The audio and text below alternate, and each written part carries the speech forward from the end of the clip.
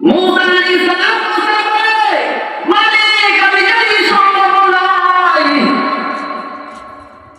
তারপরে আপনাকে একটা কথা জিজ্ঞাসা করতে চাই, আপনি আমাকে বলেছেন তার উত্তর দেবেন সঠিকভাবে।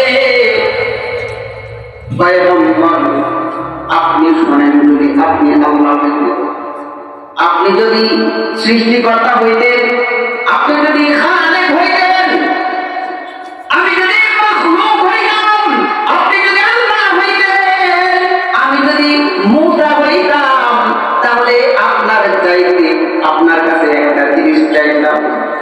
কি গো মাওলা, ওই চাওয়া জিনিসটাই আপনার কাছে আমি শুনতে যাচ্ছি গো মাওলা। বলেন বলেন, কি চান আমার কাছ থেকে, কি চাইবেন আমার কাছ থেকে? মালিককে বলে, ও পয়গম্বর আপনি যদি স্রষ্টা হইতেন, আমি যদি সৃষ্টি হইতাম, পয়গম্বর তো আপনি যদি আল্লাহ হইতেন, আমি যদি মুসা হইতাম, তাহলে আপনার কাছে সবচাইতে জোর চাওয়া সেটা হইল সুস্থতা।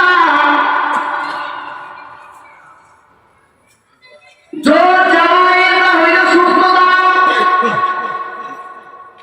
তাহলে চিন্তা করে দেখেন, আল্লাহ যদি মুসা হইত, মুসা যদি আল্লাহ হইত, আল্লাহ জাল্লা শাহু মুসার কাছে চাইল সুস্থতা নাম নিয়ামত দিয়া ভরপুর করে দাও।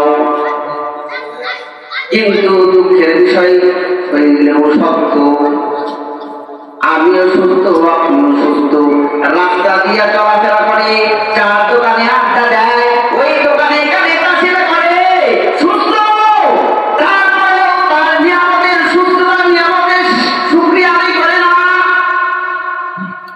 আমার সুস্থতার নিয়ামতের শুকরিয়া আদায় যদি কেমন না করে, লাইন শাকারতুম লাযিদান্নাকুম ওয়া লাইন কাফারতুম ইন্না আযাব